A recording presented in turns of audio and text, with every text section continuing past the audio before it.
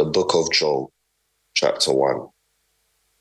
The word of the Lord that came to Joel, the son of Pethuel. Hear this, you elders, and give ear, all you inhabitants of the land. Has anything like this happened in your days, or even in the days of your fathers? Tell your children about it. Let your children tell their children, and their children another generation. What the chewing locust left, the swarming locust has eaten. What the swarming locust has left, the crawling locust has eaten. And what the crawling locust has left, the consuming locust has eaten. Awake, you drunkards, and weep, and wail, all the drinkers of the wine, because the new wine, for it has been cut off from your mouth. For a nation has come up against my land, strong and without number. His teeth are the teeth of a lion, and he has the fangs of a fierce lion. He has laid waste my vine, and ruined my fig tree. He has stripped it bare and thrown it away. Its branches are made white. Laments like a virgin girded with for the husband of her youth. The grain offering and the drink offering have been cut off from the house of the Lord. The priests mourn, who minister to the Lord. The field is wasted. The land mourns, for the grain is ruined. The new wine is dried up. The oil fails. Be ashamed, you farmers. Wail, you vine dressers, for the wheat and the barley, because the harvest of the field has perished. The vine is dried up. The fig tree has withered. The pomegranate tree, the palm tree also, the apple tree, all the trees of the field are withered. Surely joy has withered away from the Son of Man. Gird yourselves and lament, you priests. Wail, you who minister before the altar. Come, lie all night in sackcloth, you who minister to my God.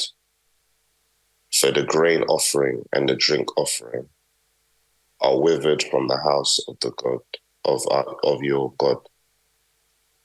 Consecrate a fast, call a sacred assembly, gather the elders and all the inhabitants of the land into the house of the Lord your God, and cry out to the Lord, alas for the day.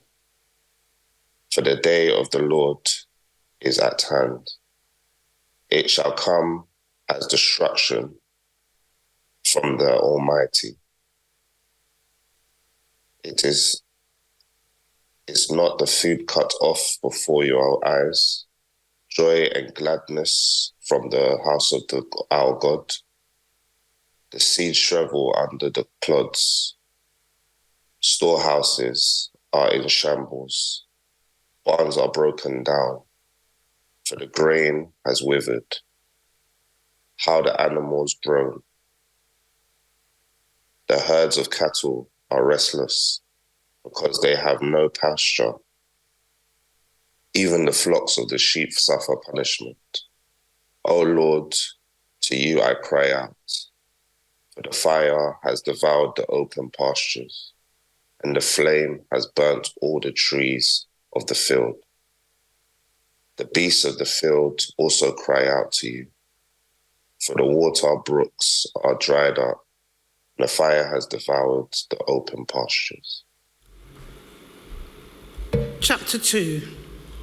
Blow the trumpet in Zion, Sound an alarm on my holy Mount Zion. Let all the inhabitants of the land tremble, for the day of the judgment of the Lord is coming. It is close at hand, a day of darkness and gloom, a day of clouds and of thick mists and darkness. Like the morning dawn spread upon the mountains, so there comes a heathen hostile people, numerous and mighty, the like of which has never been before and shall not be again, even to the years of many generations. A fire devours before them, and behind them a flame burns. The land is as the Garden of Eden before them, and behind them a desolate wilderness. Yes, and none has escaped the ravishes of the devouring hordes. Their appearance is like the appearance of horses, and like war horses and horsemen, so do they run. Like the noise of chariots on the tops of the mountains they leap, like the noise of a flame of fire devouring the stubble, like a mighty people set in battle array.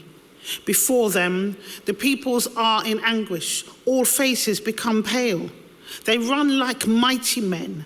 They climb the wall like men of war. They march each one straight ahead on his ways, and they do not break ranks. Neither does one thrust upon another. They walk every one in his path, and they burst through and upon the weapons. Yet they are not wounded and do not change their course. They leap upon the city. They run upon the wall. They climb up on and into the houses. They enter in at the windows like a thief. The earth quakes before them. The heavens tremble. The sun and the moon are darkened, and the stars withdraw their shining. And the Lord utters his voice before his army, for his host is very great, and they are strong and powerful who execute God's word. For the day of the Lord is great and very terrible, and who can endure it? Therefore also now, says the Lord, turn and keep on coming to me with all your heart, with fasting, with weeping, and with mourning, until every hindrance is removed and the broken fellowship is restored. Rend your hearts and not your garments, and return to the Lord your God. For he is gracious and merciful, slow to anger, and abounding in loving kindness. And he revokes his sentence of evil when his conditions are met. Who knows but what he will turn, revoke your sentence of evil, and leave a blessing behind him, giving you the means with which to serve him, even a cereal or meal offering and a drink offering for the Lord your God? Blow the trumpet in Zion, set apart a fast, a day of restraint and humility. Call a solemn assembly, gather the people, sanctify the congregation, assemble the elderly people, gather the children and the nursing infants. Let the bridegroom, who is legally exempt from attending, go forth from his chamber, and the bride out of her closet. None is exempt from the humiliation. Let the priests, the ministers of the Lord, weep between the porch and the altar, and let them say, have pity and spare your people, O Lord, and give not your heritage to reproach, that the heathen nations should rule over them or use a byword against them. Why should they say among the peoples, where is their God? Then was the Lord jealous for his land and had pity on his people.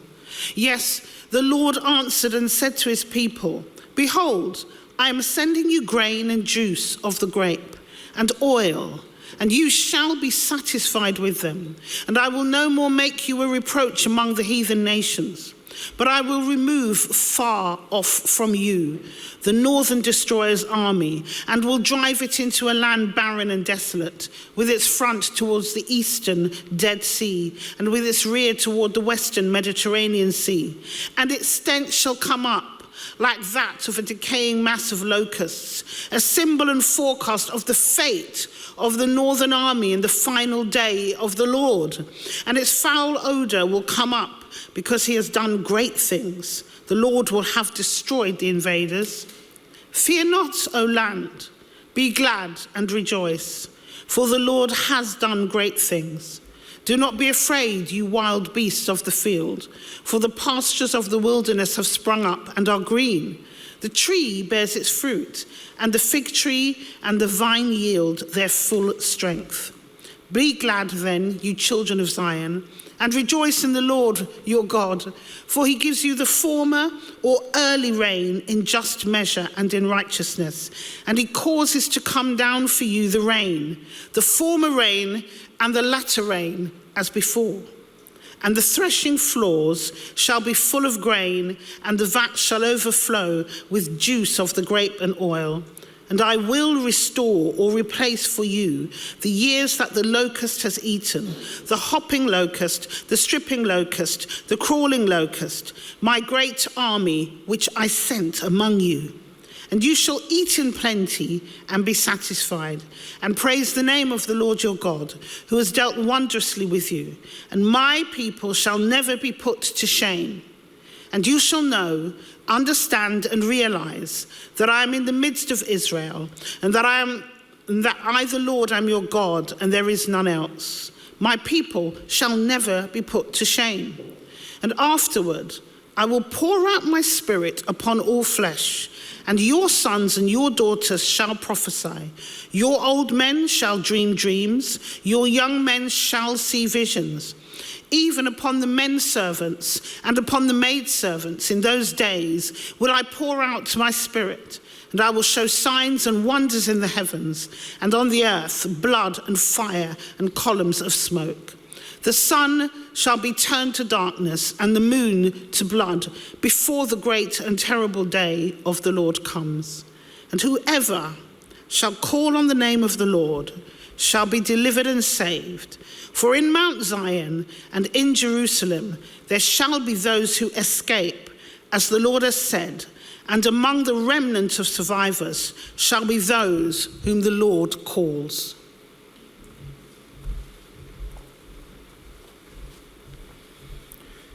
Joel chapter 3. In those days and at that time when I restored the fortunes of Judah and Jerusalem, I will gather all nations and bring them down to the valley of Josaphat. There I will put them on trial for what they did to my inheritance, my people Israel, because they scattered my people among the nations and divided up my land. They cast lots of my people and traded boys for prostitutes. They sold girls for wine to drink. Now what have you against me, Tyre and Sidon, and all you regions of Philistine? Are you repaying me for something I have done? If you are paying me back, I will swiftly and speedily return on your own heads what you have done. For you took my silver, my gold, and carried off my finest treasures to your temples. You sold the people of Judah and Jerusalem to the Greeks that you might send them far from their homeland.